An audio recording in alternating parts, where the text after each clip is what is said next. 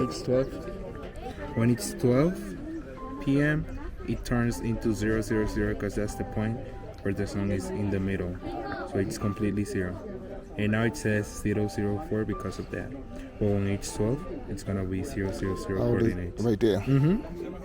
Yep. Elevation 8,000 feet. Yep. Wow. Yeah, I was surprised that it says that. See? It's not there. Baby, look, lunch. Lunch is here. Oh, no. Lunch. That's what we're gonna eat tonight.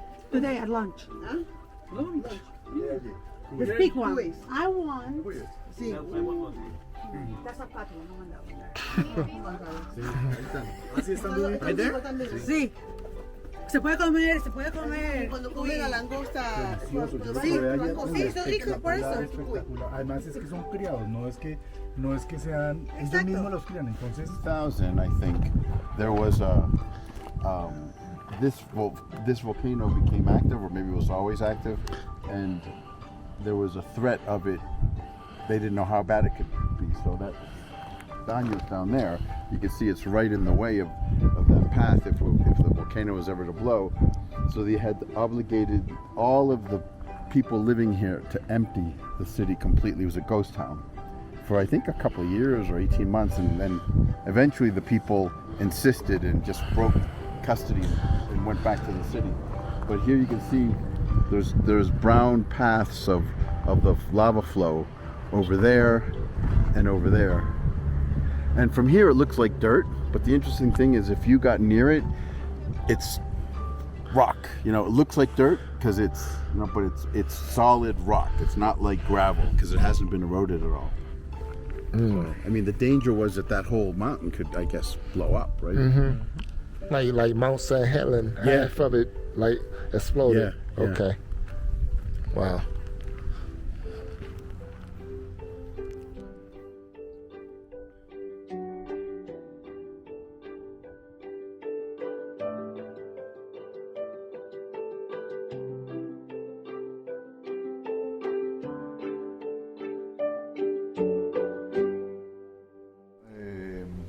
The first time I went into Spain, there was in the papers were the new the story of or whatever that the Hinojosa sisters in Madrid had given their olive oils to the city.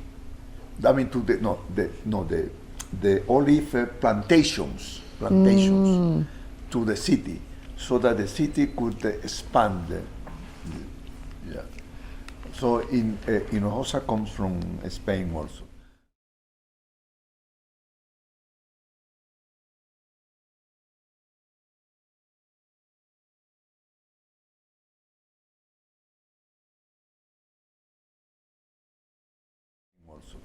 Rengel, I think, also comes from Spain, and actually these people, I don't know if they went down from North Ecuador to the south or came up from Peru, because there was a lot of the Rengel, the Valdivieso, and all that, but there was a cluster of farmers and people that wanted to develop the agriculture in Macará and Loja, and there were good, and at that time, I mean, it's very close to Peru, so probably this first people were coming from Peru up into Ecuador. Yeah. And there was a moment in that Colombia came into what Ecuador is now, and there were two generals, Simón Bolívar in Ecuador, and there was José San Martín. San Martín that was in Argentina, Chile, and Peru. So they were from the north down and from the south up. So the first people that came into Loja was coming from the south. So we think that maybe that's where the Rengels were also coming from.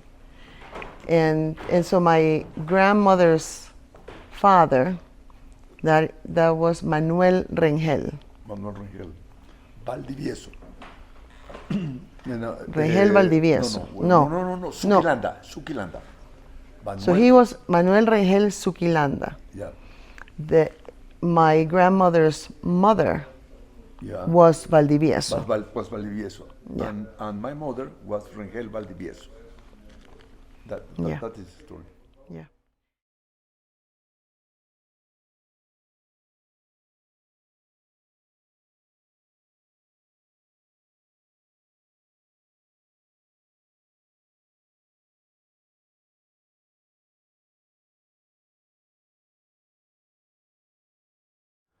Ahora busca en Google Suquilanda a ver si hay algo. Claro. A ver de dónde vinieron. Ah, ya, porque no se sabe bien de dónde vinieron ellos, los Rengel. No. No. Pero es un apellido español. Yo considero que sí, además ellos hablaban español, pues, ¿no? Claro. Claro. Pero por ejemplo, Hinojosa.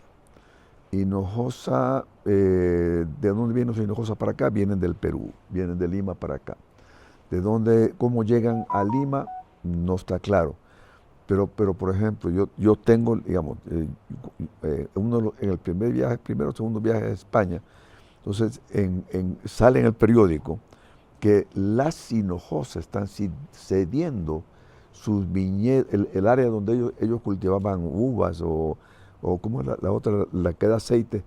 Olivas. Olivas, a la ciudad, para que la ciudad se amplíe.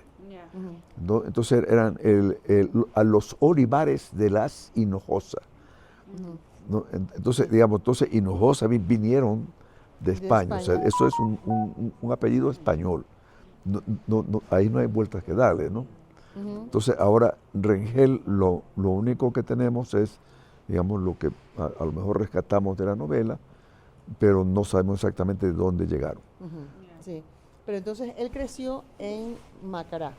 Ya él creció en Macará. Y de ahí se casa con la mamá de la abuelita. Claro. ¿Y cómo se llamaba? Que no nos acordamos cómo se llamaba. ¿Y cómo se llamaba? Ese es un punto. Ese es un punto. Pero es Valdivieso. Valdivieso. Y entonces ellos dos tienen 2 hijos, Bertita y Jorge. Y Jorge Hugo. Jorge Hugo. Sí, que ellos son hermanos de padre y de madre. Padre y madre. Pero además, el papá de Manuel Rengel tiene otros hijos también. Otros hijos. Sí. ¿Cuántos hijos más tú piensas? Conocido, o sea que yo he conocido 2 más, Enrique y Eduardo. Pero una vez cuando yo estaba en Guayaquil, todavía, o sea, un muchachón, apareció uno que había estado escondido casualmente en las tierras de Loja, y apareció que también reclamaba, o sea, él decía que era hijo del abuelo. No me acuerdo el nombre de él, y después se perdió. As I grew up, we continue discovering new brothers and sisters of my mother, you know, right. Because my granddaddy, the guy who was in Macará, he was a ladies man, you know. So he had different families. Yes, so they're half yes. brothers and sisters. Yes. Half brothers and sisters. Yes. Right.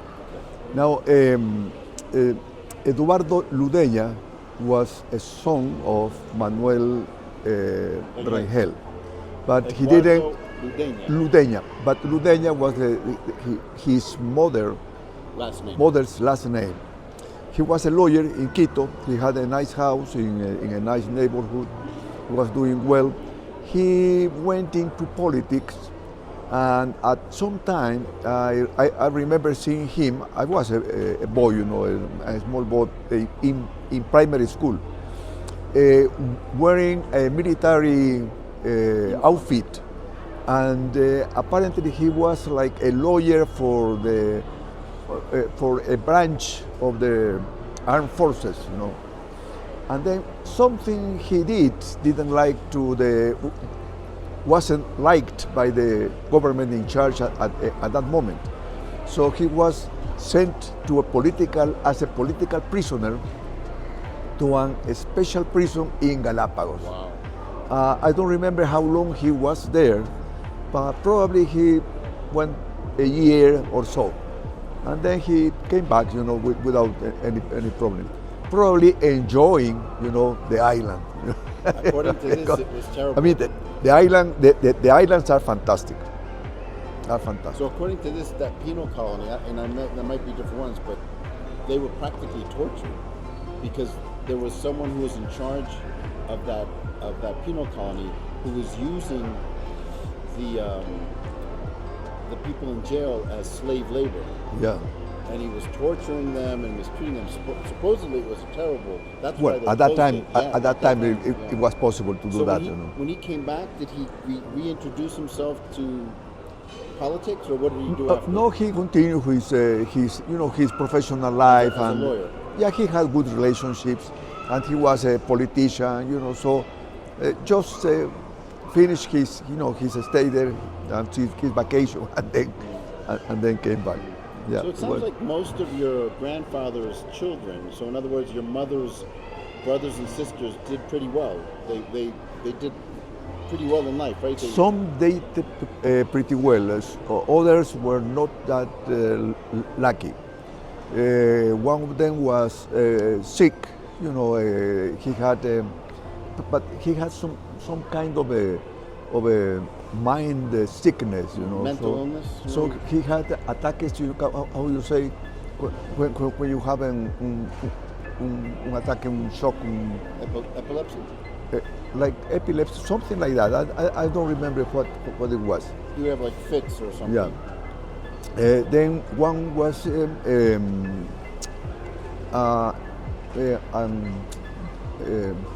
odontologist. Dentist, right? Yeah. And he was living in El Oro province in Pasaje. He was Enrique Rengel. He also was the director of the high school in that town. And her name is Rosa Valdivieso. And this is Isabel Burneo, and my father has cousins who are also last name Burneo. Isn't this incredible? I think we're really reaching out. No, not back in them days. This town that was like this. So right now they have like 1,500 citizens, inhabitants, right? People here. So in 1904. Yeah. And this town we going to tomorrow. Macará. Yeah, Macará. That's not that far away. 3 hours. Yeah. Yeah. I mean, for us, people expanding, family expanding out. Yes. They were saying that the most beautiful women come from Macará. Yeah, that's what he was telling me. Yeah. And then they come to study in Loja, and they marry men from Loja, and and there's that mix. That's the most beautiful women. Therefore, Yeah. And he was the governor of Macará. He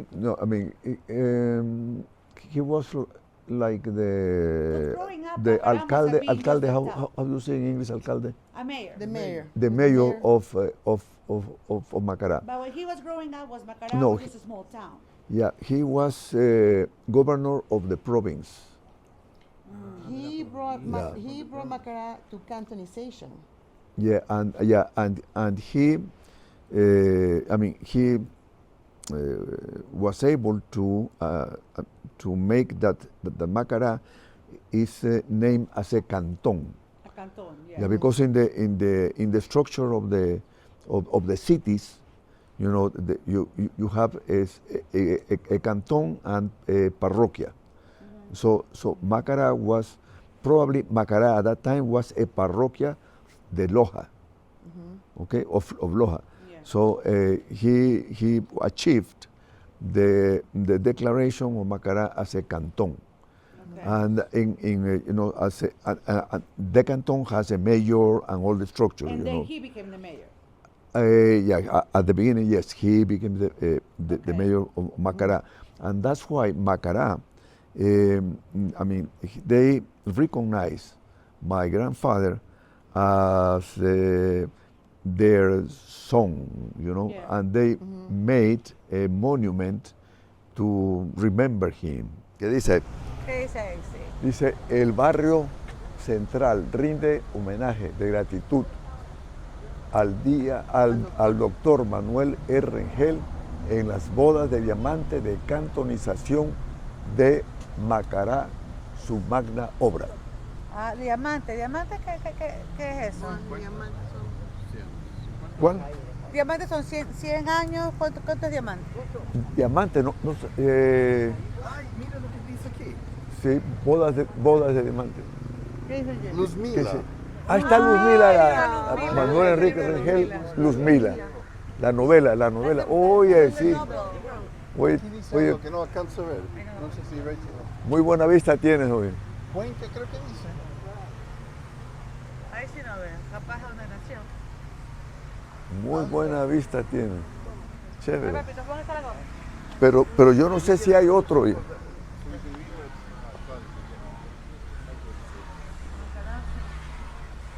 Esta es otra. Y acá creo que no hay nada en estos dos.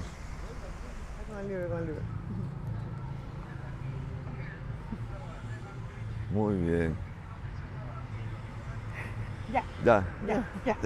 Toda la foto. Wow, qué estupendo. A ver, entonces vamos al municipio para ver el municipio.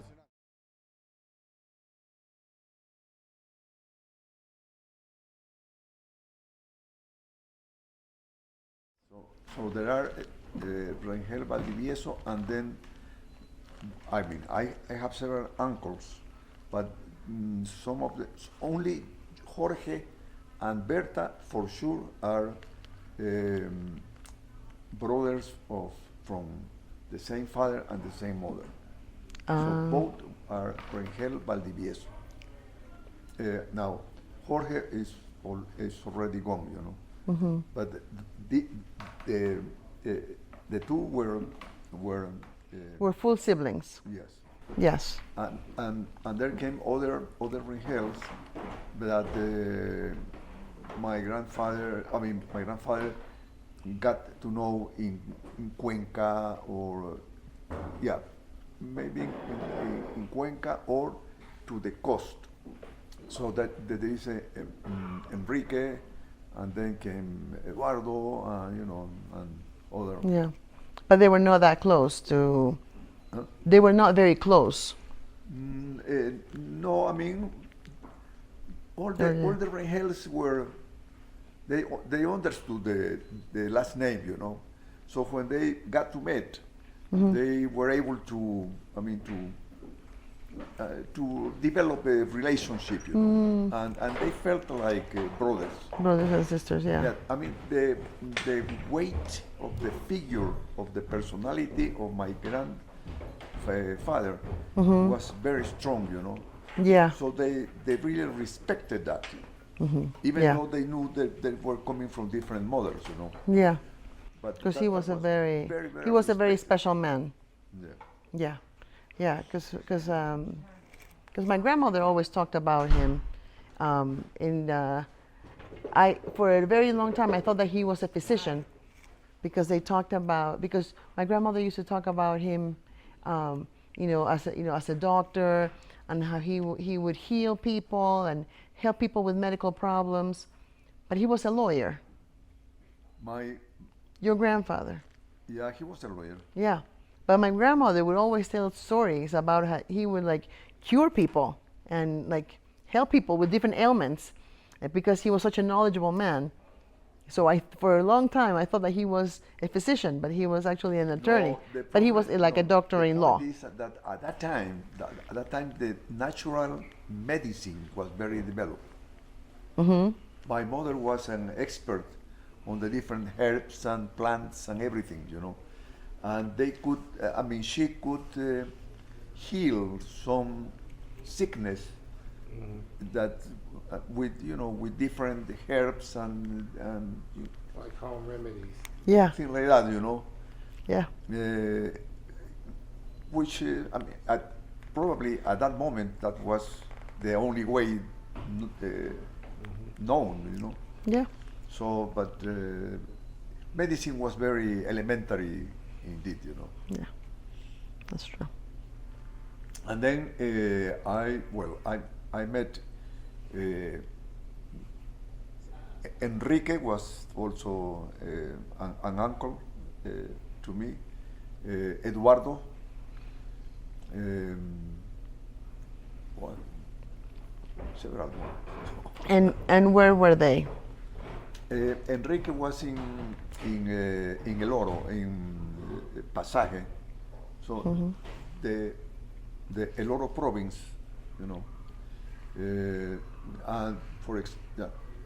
And they used to come and he was a dentist. That's it. Yes. And then Eduardo was a lawyer.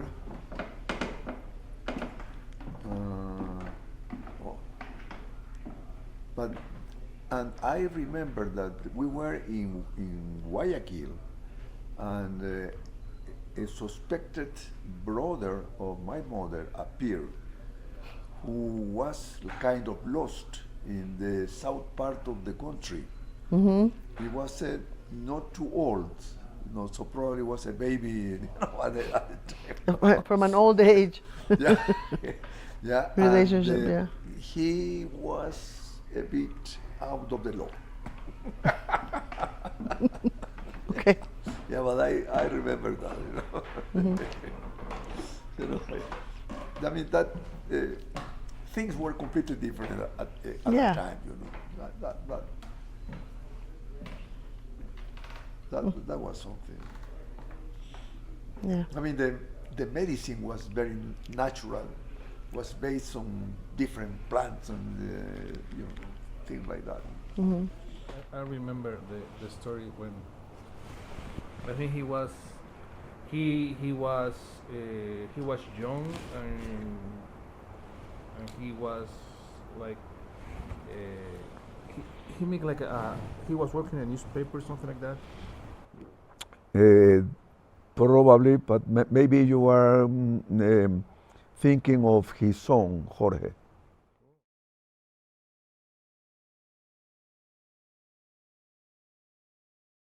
Because Jorge, he was writing, I mean, he wrote he had a column, a regular column in the newspapers of Guayaquil and other cities, where he talked from different subjects, you know, maybe politics, maybe history, maybe society, maybe the need of change and all that, you know.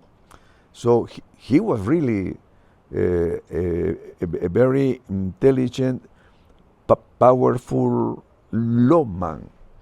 So he was during in between two dictatorships, she became the head of the Ecuadorian Congress, And that is in charge of reviewing the whole country's constitution. And he was in that position when I met him. I knew his existence, what he was, you know. I had seen his picture because he was frequently on the newspapers. And once I was flying to Quito, and fortunately, in the first flight from Guayaquil to Quito, I get in very early into the plane, and I see a face, and I could recognize him. At that time, we haven't met yet. So I saw my uncle. I walk there and I sit beside him, and I greet him, Dr. Rengel, nice seeing you. I am your nephew. And then he started talking to me, and we had a nice conversation to Quito. Okay. So I explained him that I was going to do some processes in the Ministry of Industry, you know, because at that time I was already working with Jabonería Nacional. So when we arrived together in Quito, black Mercedes-Benz was waiting for him. And so I was going to say him goodbye, you know. He said, no, come with me.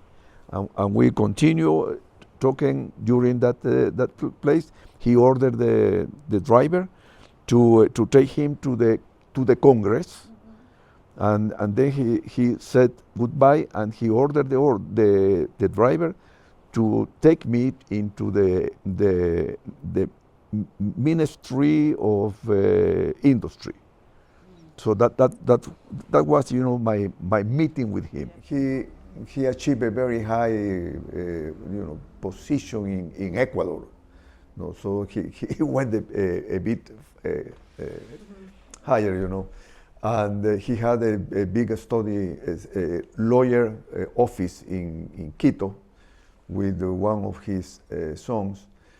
And as I have mentioned to you, I mean, he were head of the Congress several times, and when I met him, he was the head of the Congress that was reviewing the whole constitution and laws at that time, you know, which I think it was after the military dictatorship.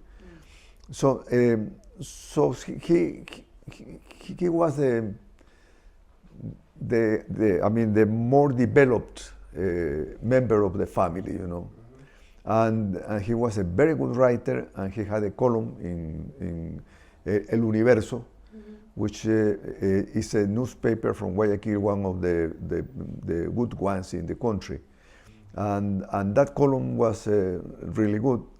And one of his songs made up a collection, you know, and apparently I had a collection in Santo Domingo because they arrived here.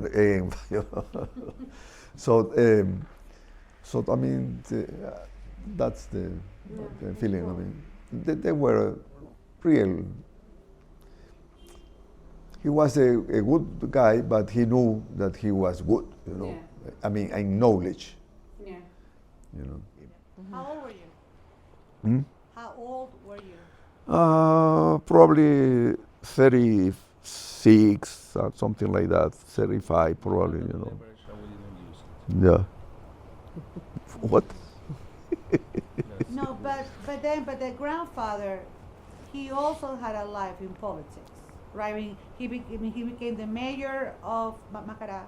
Yes, then yes. He became the governor of Loja. The governor of Loja, yes, and he was very active in the analysis of the laws that were written at that time, and in the change of those laws. Most of the members of the family were kind of intellectuals, you know. There are a good number of lawyers, I mean good lawyers. There are a good number of physicians, no, or maybe dentists, you know, which is a branch of the medical school, you know. So they were all professional. They like to study. They like, you know, to improve themselves, you know, and they like to do something for the town, for the people, for the friends, you know. They were not egoista. Selfish. Huh? Selfish. They were not selfish, you know. No, they like to serve, you know, the community, to help the community, not because they were there, you know, because they were members of the community, you know. So the republic was consolidating, you know, but during that time there was no any conflict with Peru, for example, you know. Okay. But so it was possible to go on consolidating the different areas. But they were not, you know, in agreement on how to run the country. There was a big difference between Sierra and Costa. Quito, of course, was the capital. Cuenca was, you know, a city very cultural, rising on. Loja, pues, was, you know, the neighbor to Peru, and that was something very important at that time. And Guayaquil was always the Commerce. the door of the commerce, because everything was coming in Because it was the main through port of the country. Guayaquil, you know, to the Puerto de Guayaquil. I mean, the port of Ecuador was Guayaquil at that time. Yeah, Peru was always. I mean, you have to remember the meeting between Bolivar and San Martin, and why they get together in Guayaquil, and why Bolivar moves, you know, from Bogota, from Caracas, etc., into Guayaquil, to avoid Martin to get Guayaquil, which was what the Peruvians wanted.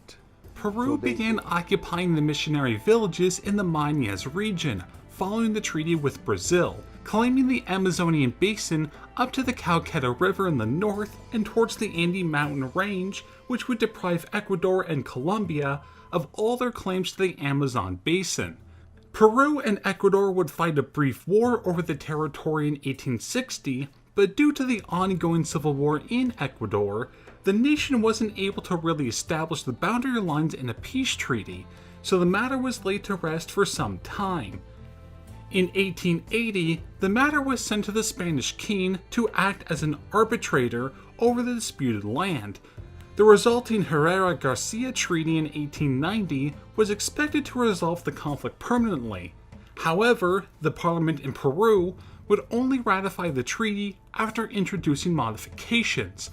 Ecuador then withdrew from the process in protest at the Peruvian modifications. Ecuador attempted to make peaceful adjustments to claims with its eastern neighbors. An agreement between the nation and Colombia granted the latter rights to the Potomac River in exchange for recognizing the equatorial rights to the rest of the Amazonian territory. So they really wanted to take Guayaquil into Peru, and so he arrived to Guayaquil, and he received to San Martin and said, I mean, you are welcome here into our country. Okay, so he closed that door. Yeah, because he wanted it to be part of the Gran Colombia. He also wanted to pull it to the other side. Well, Yes, where? yeah. So Guayaquil was part of the Gran Colombia at that time. So later on, Guayaquil becomes independent from the Gran Colombia. So that there was always, I mean, that fight, you know. Now Peru always wanted some of the land that Ecuador had. And for example, well, but that not related with our grandfather, you know, but they wanted to have a complete access to the Amazonas and to have a border with Colombia. And unfortunately, at that time, the Ecuadorian president did not give the importance of going into the jungle, into the Oriente, you know, in that, and develop it, as we saw today that they are doing it, you know. And there was a president, a good president, Galo Plaza Lasso, who made good things for the country, but he pronounced a sentence very bad. He said, the Oriente is a mito. It's a myth. It's a myth. Myth a word, okay. So, and that gave the Peruvians, you know, the willingness to declare us a war, and they invaded Ecuador. They came close to Loja, close to Wodkah, and invaded especially the Oriente. That was in 1941, 42. My father was fighting there, you know, and finally they came to an agreement, and then we lost probably 50% of the jungle. And then the Peruvians became neighbors with Colombia, which they were not. And that's what they wanted.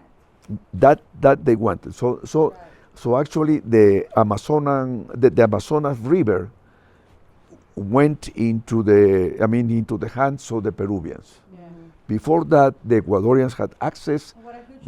And the Amazonas River was the frontier, the limit between Ecuador and Peru. But because of that war, we lost all that. So which was a pity. I remember a story of my grandfather about the war.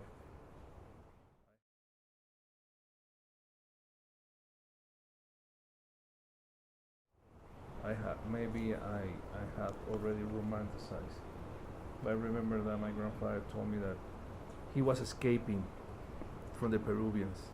Yeah. Yeah, he was escaping, and I don't know, it was the memories are weird, but he even go to like Bangladesh, and he was like hiding in the Bangladesh, and was like, and the Peruvians all over him. He was hiding, and I think like a family giving her shelter for some days. That was cool. That was a cool story. I think it was like no more than 10 years. Because Abuelo Lorenzo, Yeah, well, he really fought. And he fought and he got lost, Yeah. right? Yes, absolutely. Yeah. He got lost. I mean, Yeah, maybe it was part of the well, story. I mean, That was if we move into the Abuelo Lorenzo, unfortunately, he was not. He didn't have the opportunity to go into a university and all that, you know. But he was an extremely intelligent guy, and extremely soldier, very good soldier. And since he didn't go into the officers' school in Quito, the Eloy Alfaro school, he was sent to Panama to be trained as an army officer. And then after he returned from Panama, he was given the degree of subteniente, and then a teniente, captain. I don't know how the. So he was a And captain. and he ascended to mayor, and now as a mayor he was in charge of the battalion that were had the control in Guayaquil, and he played an extremely good role when people from Manabí came into Guayaquil to destroy the city. Yeah. They vandalized in Guayaquil. They started with the fires in the different stores and got into there and stole everything they could and everything. Yeah, there was a mass of people moving through the city, right? And, yes. and the army was not moving, and he was the one. So it was people from Manabí who were doing that? The people that came from Manabí. I always thought it was a jail that had been opened or something like that. People escaped from a jail. What? People, alguien se había escapado de la cárcel. There was a conflict with some people in the army in Manabí, but yes, they got people out of the jails in Manabí and brought these people to Guayaquil. That night My father left a soldier with a machine gun in the terrace of our home, and he was in charge of stopping them, and apparently, I mean, they were stopped, and they were buried. It was a massacre, yeah. I mean, but he saved The city. the city. Well, yeah, I mean, like that. I mean, my Yeah. mom has the story of leaving that us as regular citizen, and then just hiding themselves, putting mattresses all over the windows and stuff, because they had to hide, and everybody just went in, and things just happened outside, and then everything was cleaned. Yeah, but I also hear the story of how they clean it. About where the fire Yeah, with hoses, with hoses. because they had to clean the blood firefighters all over the with hoses streets. cleaning all the streets. And I read a book a long time ago about that issue called Cross Over the River. It's about this. Yeah, it's about Because they threw the bodies in the river. Is Yep. that, Oh yeah. Okay. Okay. Yeah. Oh, they threw the bodies in the river. yeah. Crosses on the river. Cruces sobre el agua. Yeah. Yeah, but I'm not sure if that is related to that action. This is another That's movie. for maybe. another massacre. Oh, okay. No, I am not sure, but yes, that there was a massacre, but I understand that was another one before, Another one before, okay. yeah, but Yeah. we may investigate that. Yeah. So, but your father, his family came from Panama. Yeah, from that- Panama and from Peru. So From Peru. I think they went from Panama to Peru, from Peru to here. But the grandfather, where was he born? He was born in Ecuador. Yes, of course, In yes. where? Huh? In In Guayaquil, Ah, yes, Guayaquil, yes, ah. yes. Guayaco. Yes, yes. So he was from Guayaquil, and then he was in the army, and then he went to the To- officers School training in Panama. in Panama, In Panama. and he met your mom after that. Yeah, he made my man at the time. No, after that. before Before that. So he probably was a sergeant or something like that. At the time, he met my mother in Loja. In Loja. So he was stationed When in Loja. my mother was a nurse at the Loja hospital. Was she like a volunteer or was she working there? I think that she had to make a living. Yeah. So probably she was living I have a question, yes. or having a house with some relatives, but in the hospital, she had food, she had probably an more salary, something, and she was learning, and Yeah. doing something for the people. Yeah. Yeah. So they took her in Yeah. and raised her. And they moved into Loja. Yeah. Cuevaseli, you didn't know them, but But he one was of a the composer. Cuevaselis was a musician, Mhm. a very good musician. And digamos, when I was young, probably a boy in primary school, he used to go to Guayaquil and to spend some days there. But he was visiting my mother and Guayaquil because of the music. So he was how you say compositor? A composer. A composer. And my mother wanted me to be a musician, And so my mother used to play guitar. So we always had a guitar, And once I tried to play. No, she tried to teach me how to play the guitar and how to sing. Yeah. sing a song, you know. Yeah. But after, you know, a few hours, he desisted. He said, no. Cuevaseli said, no, that's not. He will never learn that. Period.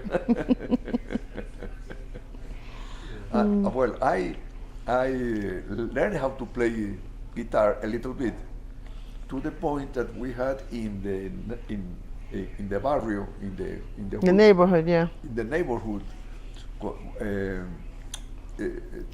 there were some friends that used to sing, and I was playing the guitar and they sang, you know. Mm-hmm. Emilio Shipa and all these guys, you know. Yeah. So, but yeah. So Cuevaseli was wrong. Hmm? Cuevaseli was wrong. What? Estaba equivocado. He was wrong. Cuevaseli.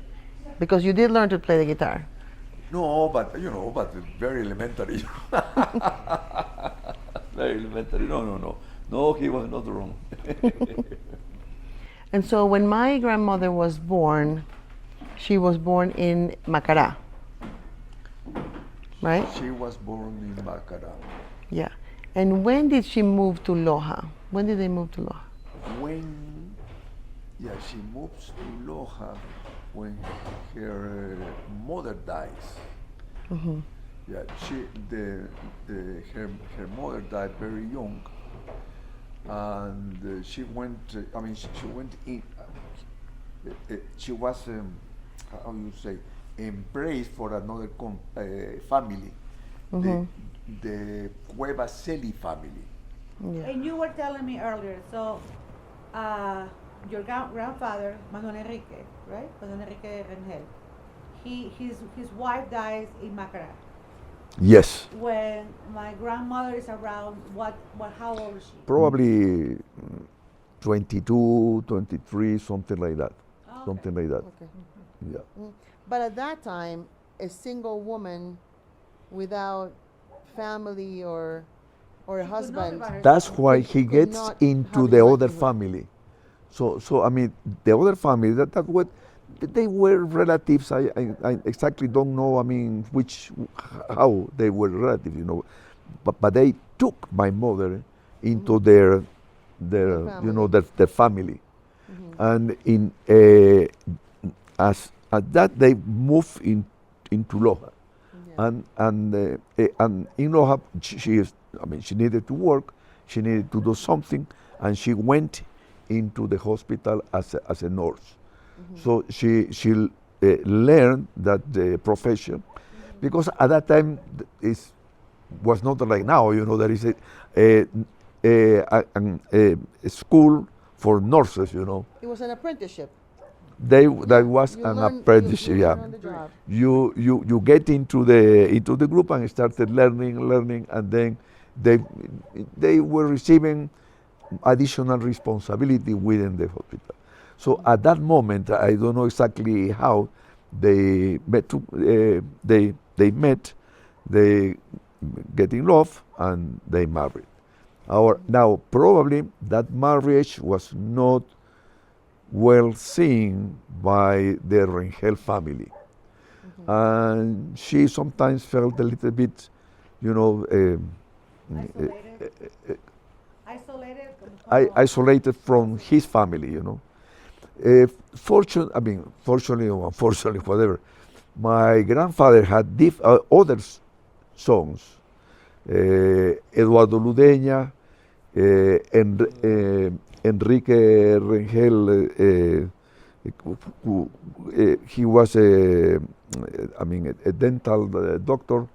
Eduardo Ludeña was a very good lawyer in Quito, and some other one who died earlier, and he had a record slightly difficult to describe.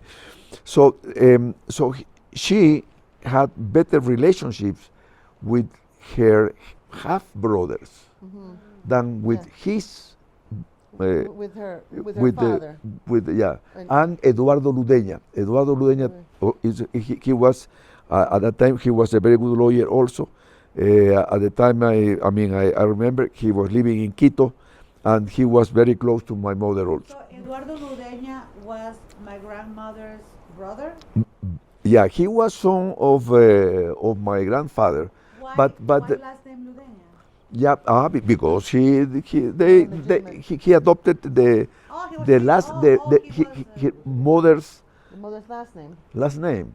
Oh, he was Yeah. that type of son. Okay. Yeah. Yeah. So her marriage was not well seen because she came from, it was almost like an aristocracy, like it was like a well-to-do family from Macará, and my grandfather, he was a sergeant at the time. Yeah. So Yeah. there was So there was that difference in a difference there, in a class. social class difference, difference, social yeah. difference. Yeah. And was always the racial part as well, because the racial part as well, because the Rengeles Yes, were yeah. white. Yeah, my father was my color, perhaps a little more darker, Yeah, you know, darker and, skin. yeah,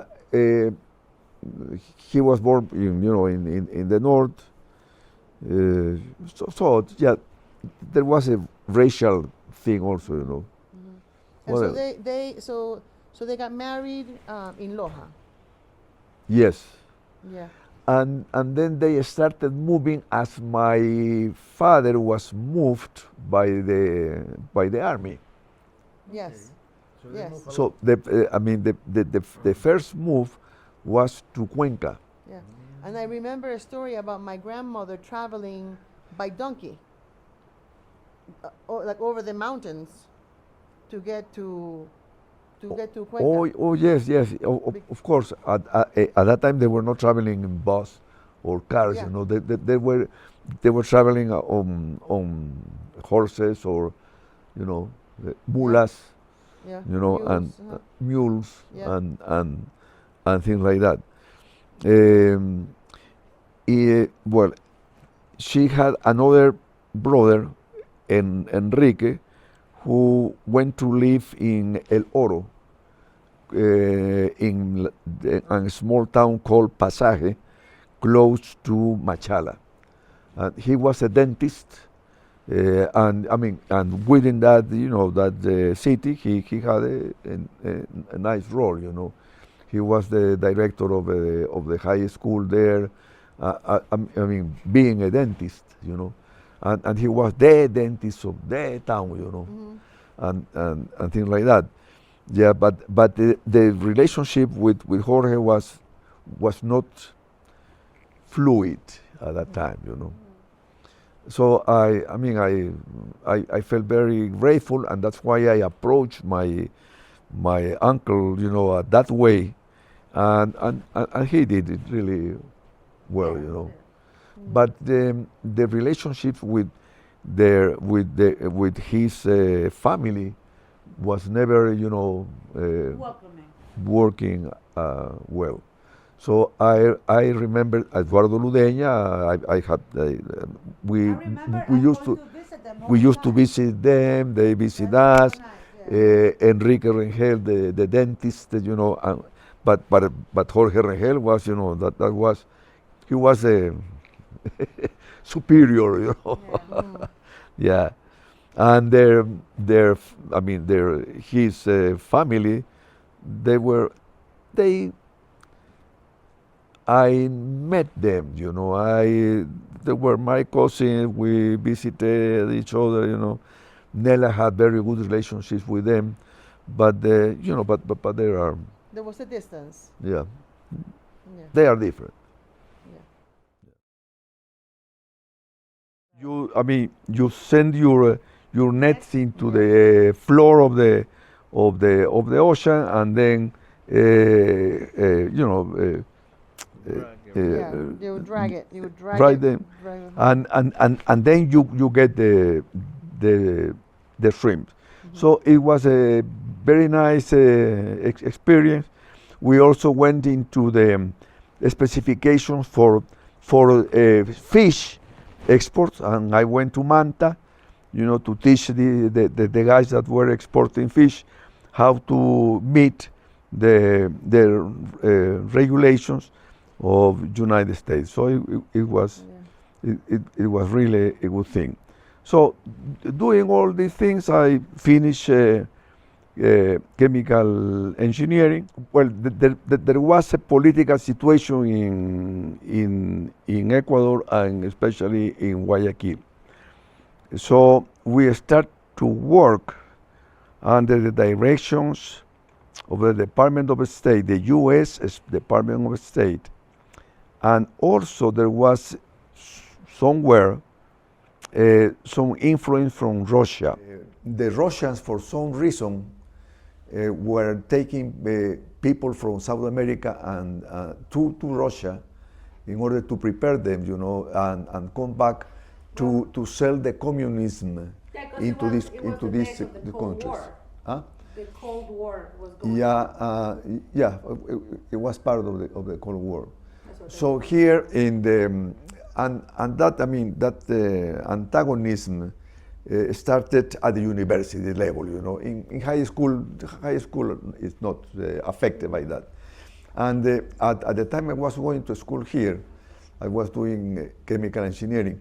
But in all the faculties, there were two groups. One that's called Democratic group and one Russian group. And the American embassy got in touch with the student leaders and helped them to make campaigns for helping the students, but with the democratic ideas coming from the U.S. So I remember I was invited to the group, and we had meetings in Wodkah and 9 de Octubre, which is the center of a very central place in Guayaquil. In a back office of a nice bookstore, you know. It was a very good bookstore. So we live like a mystery life, you know. At that time, because my father was the military authority in the city, I was able to walk with the gun, you know. I was armed, and you know, but the Russians also had guns, you know, and there were people that sometimes got wounded, you know, and they had accidents and all that.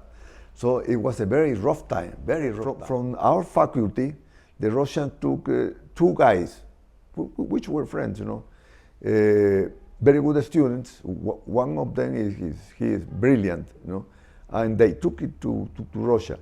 And the Americans had already taken the engineers that were professors in the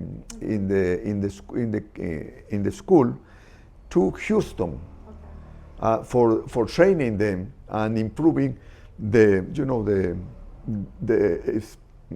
study programs, you know. Okay, so during that time it came the finishing of the school. We did our thesis. I mean, my work was the design and the construction of a refrigerated room that will guarantee the export of frozen fish or shrimp products from Ecuador to anywhere in the U.S. or the world. So so as a chemical engineer, you know, I designed everything, and you know, I had to study refrigeration and all that. Now, industrial engineering complements chemical engineering because industrial engineering gives you more tools in order to manage all the systems of a factory. So you have to learn from finance to accounting to computer science and all the things in order to be able to handle the factory where you have your chemical processes control in a chemical sense, you know, in order to comply with the quality standards of the market you are serving. I mean, to retrieve all the requirements that the U.S. government had to the Ecuadorian export, the quality control requirements. I studied those, and I started with a small laboratory. It was nothing too complex, and I started to check before, and to see if the exports from Ecuador were going to meet the rules in the U.S. So, and we were able to also teach the factories how to improve their laboratories and how to make sure that their products will go into the American market. So one of those companies got interested in my knowledge and proposed me a job. So I accepted that, and I ended up installing the first quality assurance office in that factory. I remember that I established a small laboratory. The laboratory was not too complex, but what was complex was to interpret, all the regulations the U.S. regulations to receive the Ecuadorian exports and to qualify them. So I was able to do it right. And I remember that once I advised the plant manager, I told him, that container do not comply with American regulations. And he said, doesn't matter, we are sending them. And they came back. So from there on, I was the ruler there, So it was a nice experience. I was making. How old were you? You were young. Huh? You were young during this. Well, I don't know. How old? What year? What year do you think that you were in? What year? 17, 18, 19. You were 19 years 19, 20, 21 probably. Yeah. No more than that.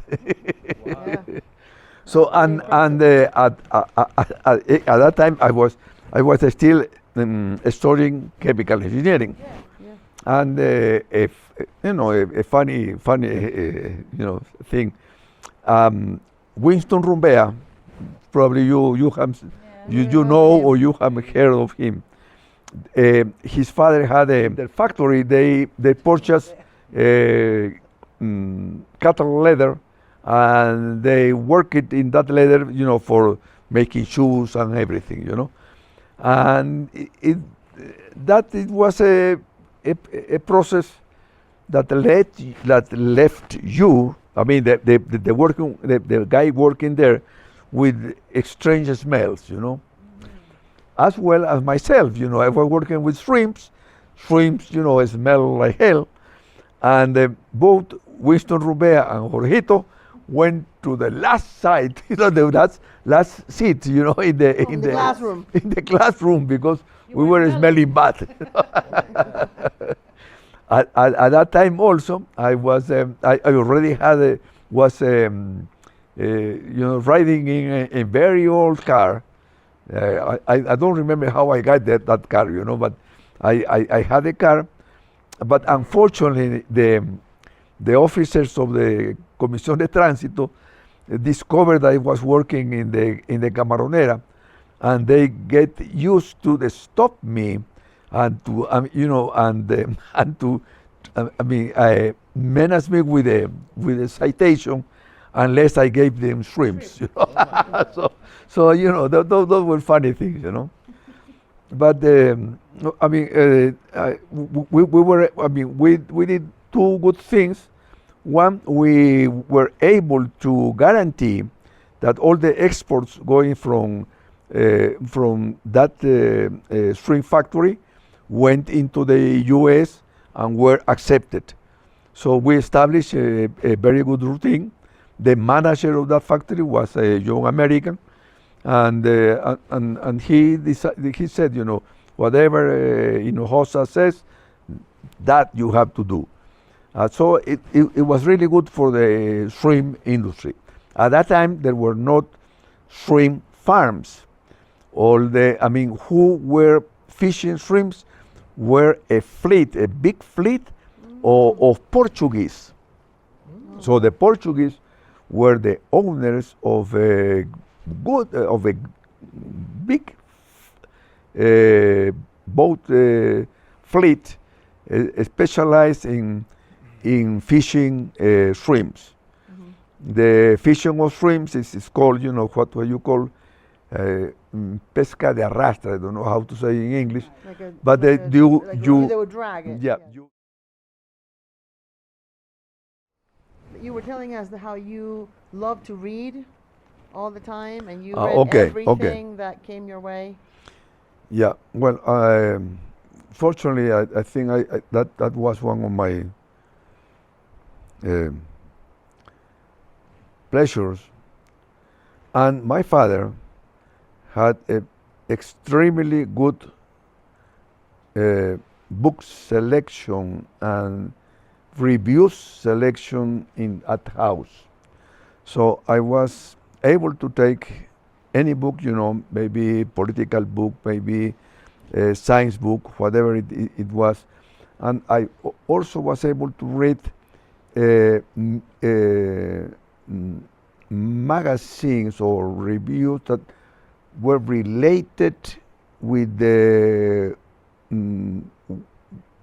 army, and they were in Spanish and in English, and they were provided to the Ecuadorian army by the Americans.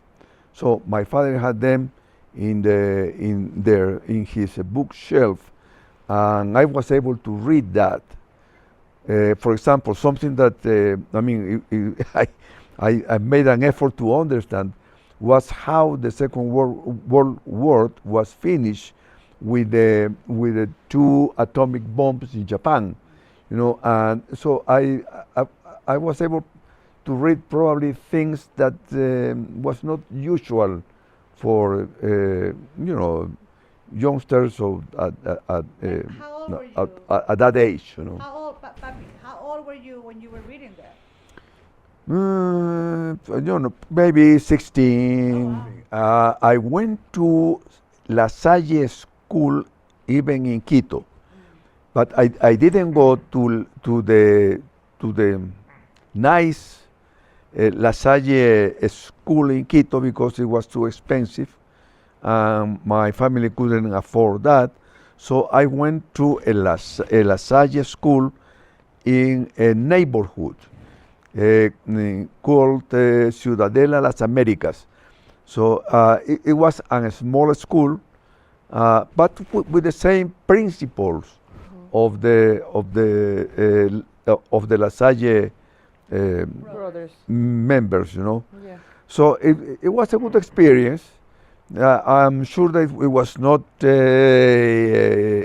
equal to the main La Salle school, but I think it contributed a lot to my formation.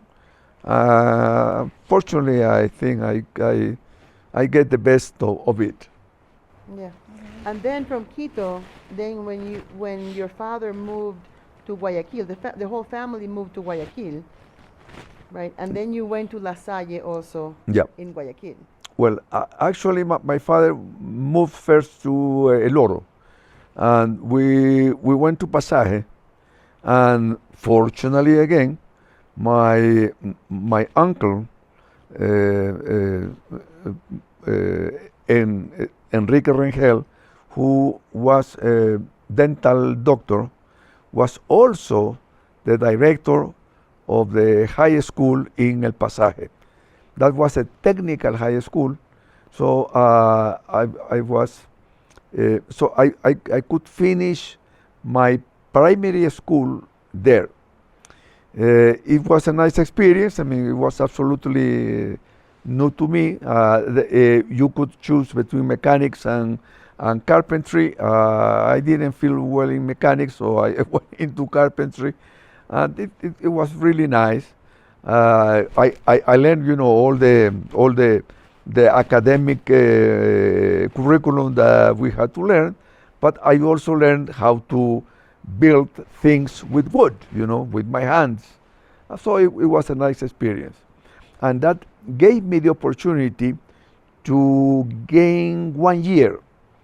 So because my father was moved from Pasaje to Guayaquil, and I finished my year in the technical Bolivar school in Guayaquil in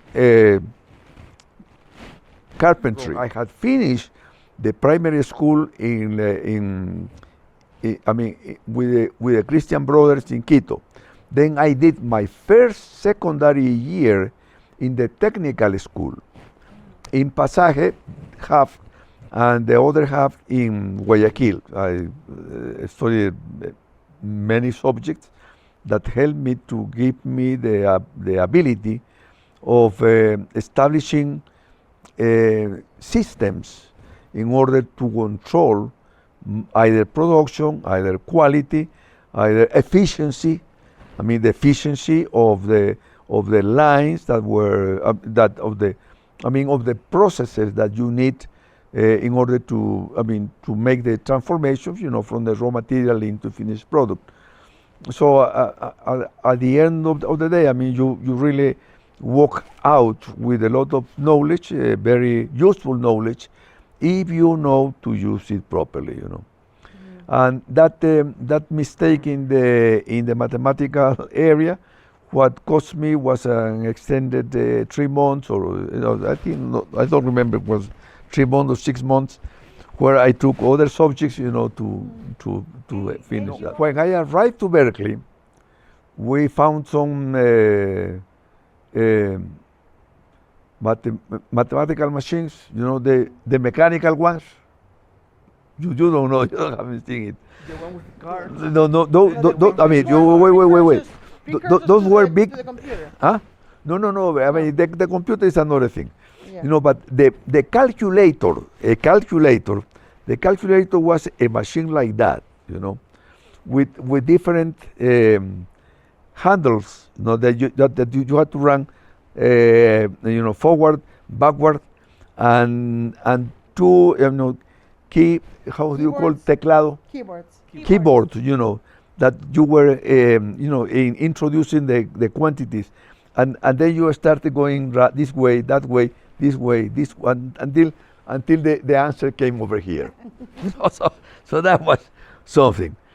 Later on, and the computer existed, of course existed, but we had to write the program first, then go into after checking that everything, all the loops and everything were right, going into the you know, the computer department, get into a machine and write it. I write the program, and the machine produced that was a special call, some cards, the punched cards. So you had to pile the punch cards and introduce that and give it into the computer center. They put into the computer read those, you know, holes in the punch card, interpreted the program, ran the program, and develop you the result. So we have to wait until the result were developed in order to find if there was a mistake or if it was everything right. How long did you have to wait? Huh? How long did you have to wait? Maybe 2 hours, 3 hours, you know. That was terrible. You know, but I mean, that was the top. And I also remember, I was in Berkeley when the first Japanese electrical calculator arrived. Wow. That was Revolutionary. fantastic. That was, my goodness, and everyone wanted that. But until I left Berkeley, they were still using the punch cards, and actually I brought to Ecuador a package of punch cards because I love them, So and during that time I had the opportunity to work with Berkeley Library Research Group. What was the work of that group? The work of that group was to create a system that will store and retrieve all the information in the Berkeley Library. Wow. So, I mean, how to do that? And I had several friends that had worked there, and they told me, "Oh, don't worry, you don't have to work anything, just go there, and you say that you are working, but people doesn't say anything." Okay, so I went there, but I cannot lie, So I got very interested, and actually I did a very nice work because I produced a program, a computer program that regulated. I mean, in order to understand how the information should be put into the computer, and in which order, so that the computer will take it. So I had to analyze how the storage of the information storage of the computers work, how their arms went, and I unfortunately was able to put into equations on all that, and it was a breakthrough. Actually, it was very good. It was very good. So after that, they were able to focus, and they were able to introduce all the information of the libraries and all that into a computer, and the program gave a priority, and they gave information to the hands of the computer storage, because they have an arm and hands, and to where to go, how to store the information, how to retrieve the information, and all that. So it was really nice.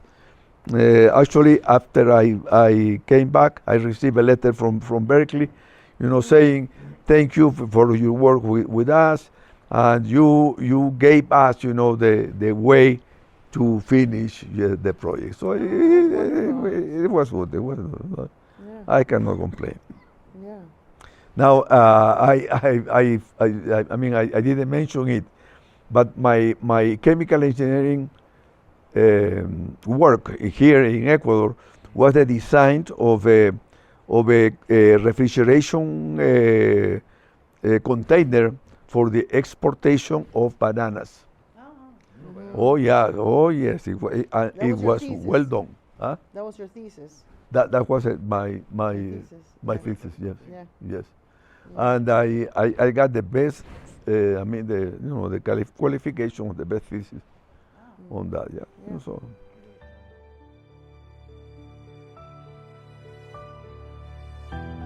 Yeah, so you were saying before, you were talking about how, like, this love of learning and how important education has been, right, for you, and where did that come from? When you're thinking about, like, how you were raised, right, like the values of your parents, right, your mom and your dad, and how did they instill that in you, that love of learning, or the importance of education? I mean, My mother was a very, she had a very good education. She was clear in what was important for us, for their sons. She was very clear about the importance of education. And what she gave to us was, that love for learning and working for something with a meaning, So that's what we try to do, But of course, his expressions were in terms of love and family and everything. But when you hear that, and then you face your professional life, you have to take those learnings and to put it here, in your professional life. And then it's when you get some success and some tears. Yeah, because that was. Yeah. Yeah, she was a very loving mother. Yeah, absolutely. Very devoted. Absolutely. Thank you. Absolutely. Absolutely. And I have a remorse because when I went into Dominican Republic, she asked me to take her there. She was very sick. Actually, we had a nurse living at home here in Guayaquil. So for some reason I couldn't, make that decision and arrange. But I should have taken her into Dominican Republic with a nurse or with something, because she asked me, and that's something I will never forget myself. It is hard to think about that, but I think that she was also very sick, right? Yeah. And it She would have been hard to at that time she was very, very sick. Yeah. Traveling would have been hard. Yeah. I Yeah. think it would have been very hard for her to travel. Oh yeah. Yeah. Yeah. Yeah. I took my father there. Yes. Yeah. And that was funny, because he was in good shape, he was like a military. But funny things. We were traveling to a beach resort, So we stopped into an eating place, and there was seco de chivo, goat Stew, like a goat stew. goat what is Stew. stew, and he wanted to take it, so we asked the seco de chivo, and of course the seco de chivo in Dominican Republic is different to the one here, So he my father was already with some problems, with mental problems, so he sees this, no. This is not the seco chivo. And then he tastes, no es malo. No. Because seco chivo here has a different, making, different making, especially the species that you use for that. So that one was one funny happening, And the other one, we were relaxing in a beach, and he was going to the sea and happy. And then he sees a Peruvian flag. Oh, And since he fight, He fought against Peru. he fought, in the war. He went the Peruvians in the war in 1941, and then he sees the Peruvian flag. And gets crazy, in the beach, Hi, the Peruvians are here! The Peruvians are here! Check this. You know, but he, at that time, I was living in a beautiful, how do you say, department? Apartment. Yeah. No, in front of the nice park. You know, beautiful park, fantastic. And so we used to go there to walk. He didn't walk. He was, running there. You know. See. He was in very good physical shape. So he enjoyed. You know, and then he started, with making friends with some girls. Yeah, what was the problem? Yeah, But, in well. the end, he had a lot of memory problems, and he used to get Yes, confused. yeah. But he was a very bright man, Oh yes, yeah, right? yeah, absolutely. Abuelito had some cool stories. You used to have a farm. He used to have a farm, What? a farm, abuelito. Yeah, when he retired, he first went into the banana business. He did well for a while. Actually, something I won't never forget was a trip in a motor. ¿Cómo se dice? Motorboat? Canoa. Canoe, like a motorboat. In a motor powered canoe from Guayaquil into far away from Quevedo. Wow. That was like 3 days, on the river, So you go up the Guayas River and then connect with the, it's not the Babahoyos, but then probably it was the Daule River, and then up until a plantation that he made contact, and he had organized. So it was a very, very nice experience. In that experience, at night, because it took us 3 days to reach there, we used to reach along the river places where you saw, some house, a bit large, and we asked them to receive us for the night. So we were sleeping on the floor, all that, and then next time, early in the morning, back to the motorboat, and continue there. Wow. But so he was exporting some, banana for some times. I don't know exactly how he was doing financially. Then he also worked for a ingenio, how do you say, sugar factory, for a sugar Plantation, like a sugar plantation. for a sugar plantation, and we also used to I used to go there to collect money and to bring it here for the family and all that. And we also had a chicken farm. We used to call that we used to call how do you say when you send to force works, to en castigo, o sea, cuando te castigan en una. Spanish. Yeah, when you're Huh? yeah, like Spanish. forced labor, like when you're like Like forced labor. yeah.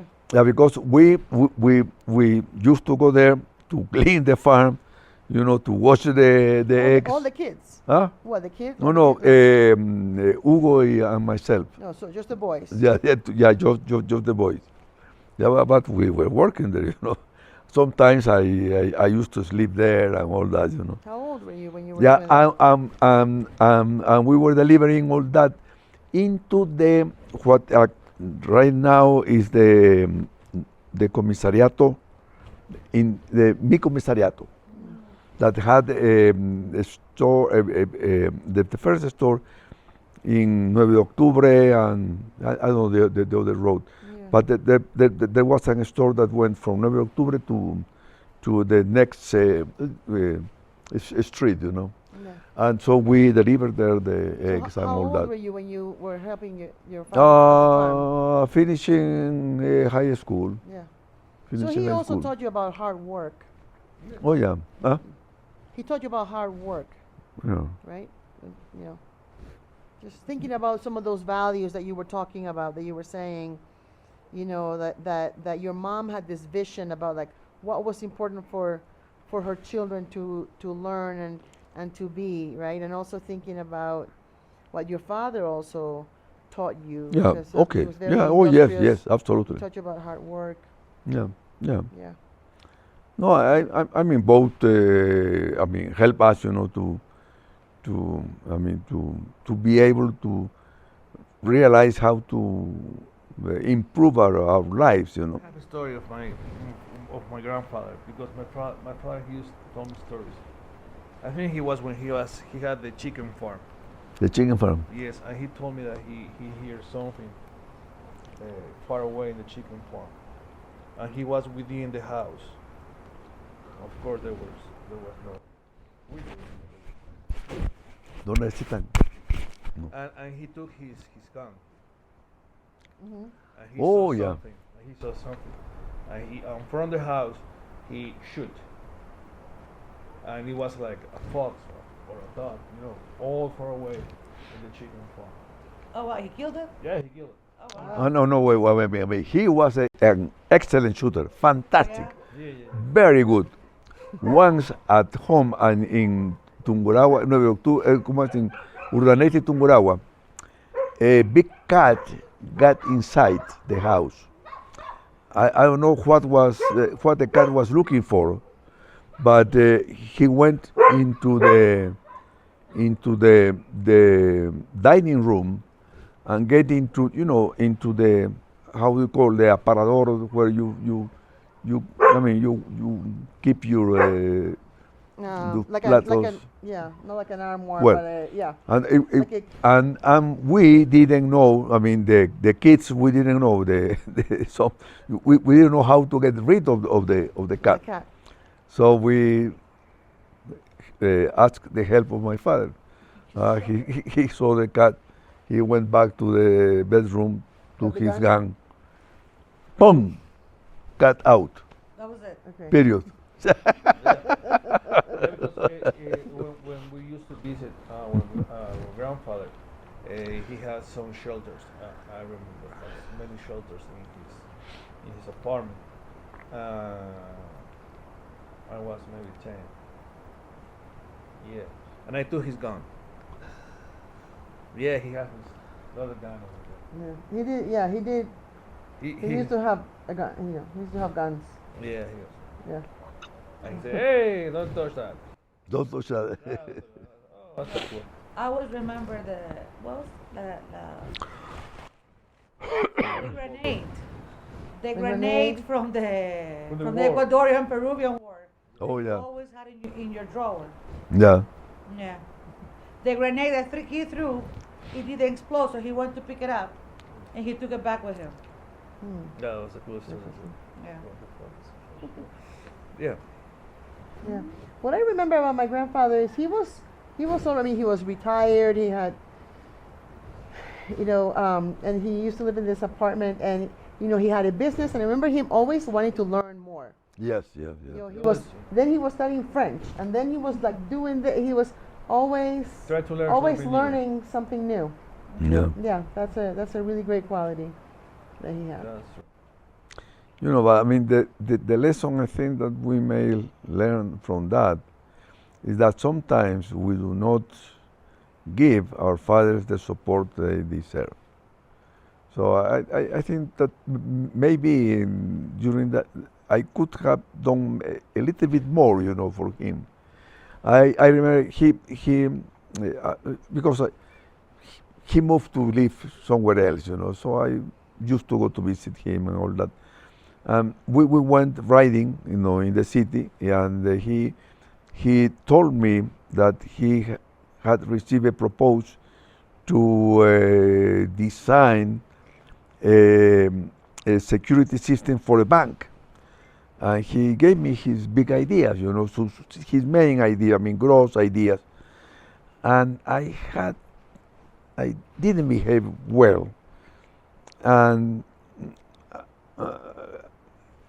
I told him that, he already had worked a lot, that maybe he didn't have the the strength, and you know, to engage in another project like that, you know, because it was a bank.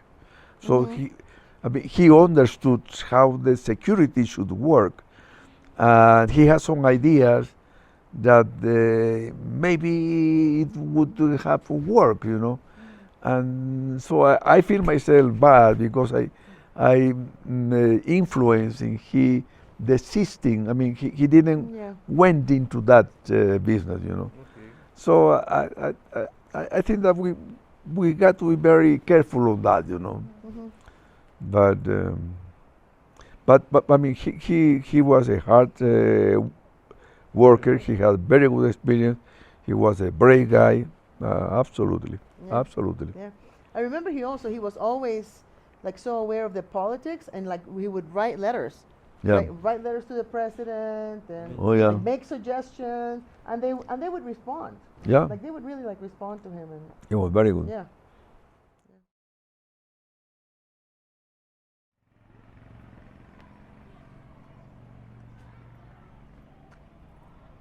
Muy emocionado, es nieto del doctor Manuel Enrique Rengel. Así es. Y sus Sí. hijos y su familia, ¿no? Qué lindo, qué lindo. Sí, mi madre fue Berta Rengel Valdivieso, ¿no? Mi tío, pues, Jorge Rengel, ustedes sí deben conocerlo bien. Entonces, pero pues hemos vivido por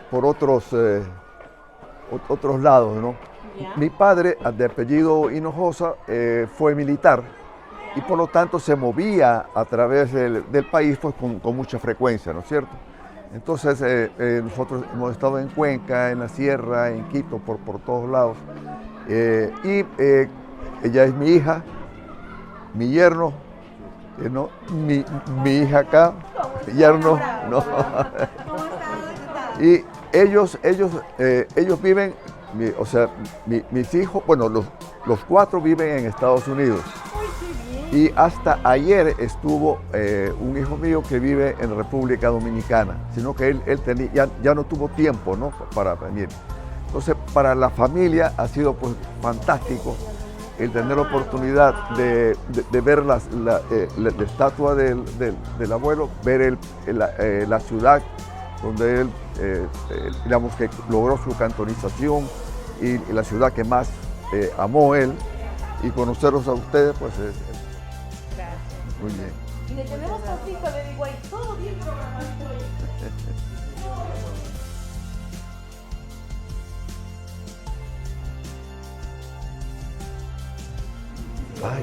Cafecito. Señor Hinojosa, usted es Hinojosa Rengel. Hinojosa Rengel, sí. Su mami es... Y a Jorge Hugo le conocí muy bien, era muy amigo mío. Jorge Hugo Rengel Valdivieso, era pariente por ambas puntas, por Rengel y por Valdivieso. Claro. Mi madre es Valdivieso y yo. Ya. Y mi papá es Suquilanda Valdivieso, Claro. era pariente. Claro. Yo soy hijo pues de Berta Rengel Valdivieso. Y de los hermanos de mi madre que he conocido, pues está Jorge Hugo. Casualmente lo conocí cuando él estaba de presidente del Congreso. Durante un cambio de gobierno que hubo, entonces se hizo una readecuación de la Constitución. Enrique Rengel, que vivía pues en Pasaje en el Oro.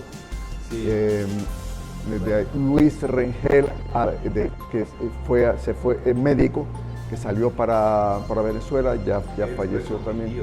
Sí. Mi tío Darío Suquilanda, médico, se fue con el doctor Rengel a Venezuela en el mismo tiempo. Sí. Ya. Se instaló en Puerto Ordaz y el doctor Rengel se instaló en Caracas. Algo así. Ya murió. Sí. Mi tío Darío fue el primer médico que tuvo Macará.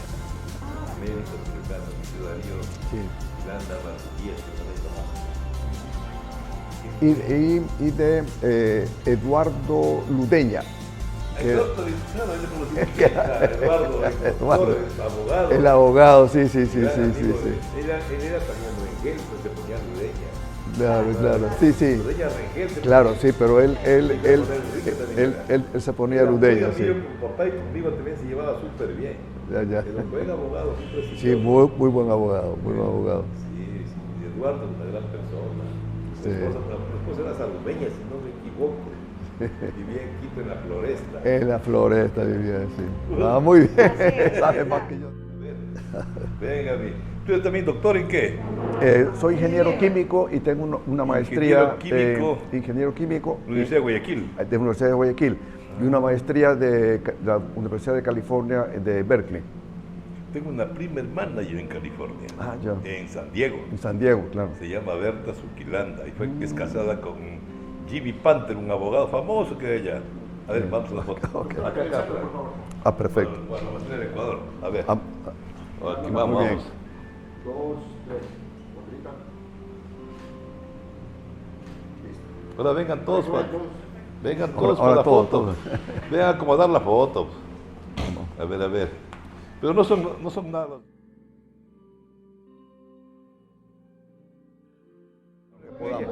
Perfecto. Muy bien, de acuerdo. Entonces, por aquí se baja. Ya le Listo, doctor. Un placer inmenso. Un honor conocerlo. Siempre a la orden. Por aquí nos tienen también a las órdenes. Esperamos en Boston. Me mando un mucho gusto. Ya acabo de verlo. Gracias. Vamos.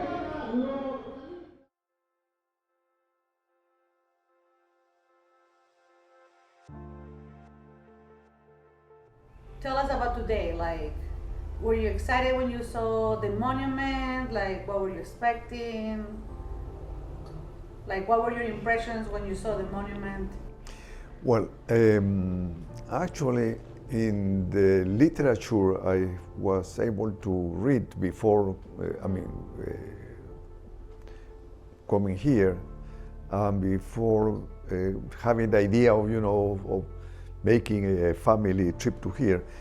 The monument was a four-body monument, according to the information you find in the internet, Okay. So I was a little bit disappointed, that it was just how do you call A bust. bust, a bust. Yeah, but it's him, it's his bust. Also, the bust they have not received enough maintenance, so it's not looking too nice, So really, for example, if I could contribute, having the bust improve or correct, the little flaws that it may have, I would be very happy, that's it. But still there is an emotion, to see, in real. And it was nice because they had it, in one of the main plazas, but it was right in front of the government building and everything, like the location where they have it. Yeah, absolutely, yeah. Well, again, all the literature I find about my grandfather tells that he was very well regarded by the population, that he did a good job, for the cantonization of the city, and so they are very grateful with him, and I haven't seen any bad comment regarding his personality or whatever.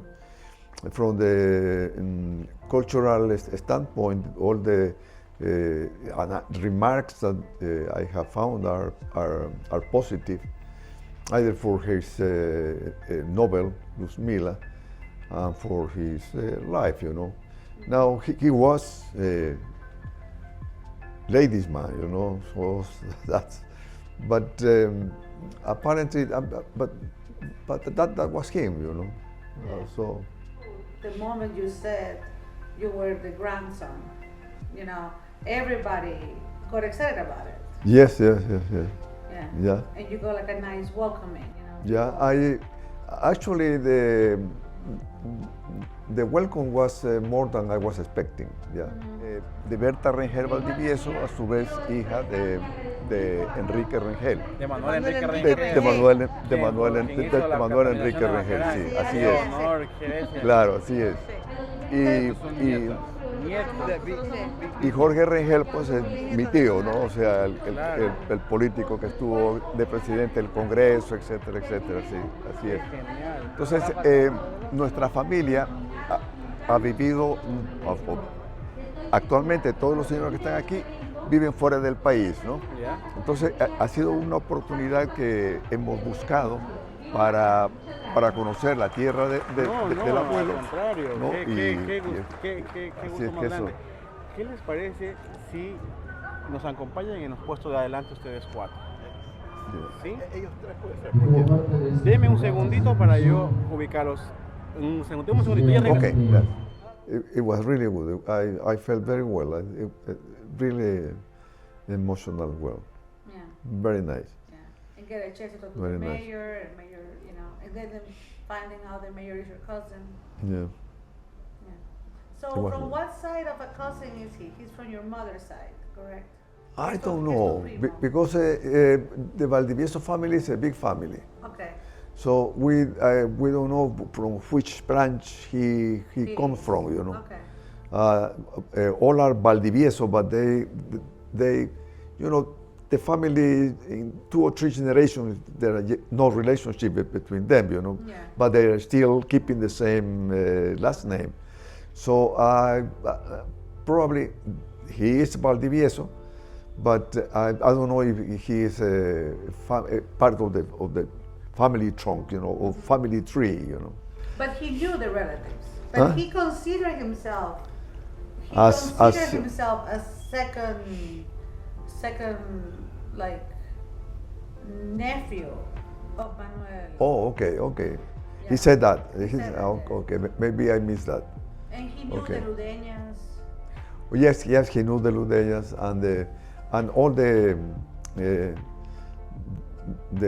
Rengel brothers, you know, Enrique and Luis and all that. Yeah. I didn't mention Victor, but you know. Yeah. Okay. He was nice. He emphasized in himself, you know, because he named all the master degrees that have received during his life, which is very nice, you know. And but besides that, he's doing well. Also, I understand that my feeling is that his business and all that is already in his family's hands, you know. Yeah. So he is free to do something for the for the city and for the people of the city, you know. And that's what he is doing. Yeah. And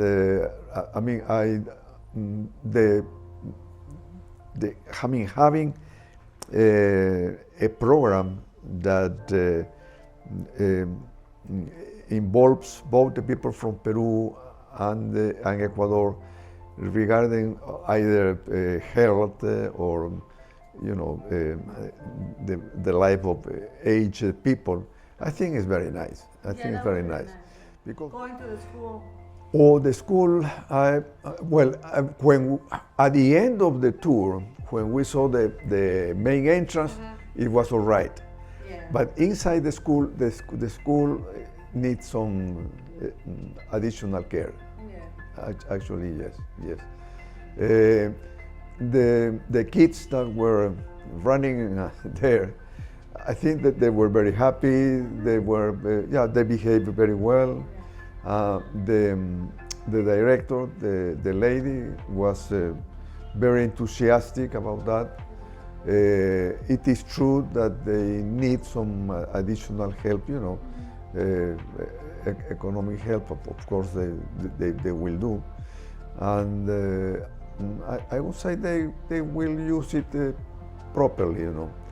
The idea of using the big land behind the building of the school, you know, for teaching the kids which are the plants, you know, the fruits and all that, and how the agriculture, you know, little small ideas. I think this is very good also, you know, because most of the people here will be related to land, either because they are the farm owners, or either because they work in the farms, But anyway, I mean, farming is one of the main activities of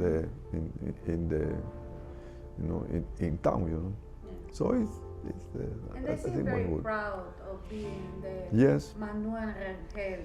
Yes, and I haven't noticed any bad comment or disappointment or absolutely not at all. I mean, it seems like like one of the main schools, because the mayor said he went to that school too. Oh yeah. He went to the same elementary school, so that was he felt like that was his uncle's school, Mm-hmm. He went there. So that was Okay. nice. Okay. Había una señal en la carretera que decía "The Heart with Heart Manuel Enrique Rengel." You remember there was a sign in the road? The heart of Había una señal en la carretera yeah. que decía algo así con corazón, algo así decía. No, well, I don't recall the wording of that, but I think that shows that the people is grateful, and they still recognize. I mean, actually, when we told, the different people that we were related to Manuel Rengel, they changed. I mean, there is no bad feelings about that. No, so I think it's. We should be proud of it, and it looks like he did a good job. He was loved, he was liked, and he really touched, where the people required. So I think it was fine. Well, it's an honor to interview you and talk to you about your family history, and go to these various places that was welcome to me as well as you guys, and I feel honored to film you and about your life and getting to know the background history of the family tree and what to do with politics, education. I see that education was a important part of the family, because I could see how it went from generation to generation to generation. To me, that's very important, and I feel honored to be a part of this journey. Okay. Well, thank you for the interview.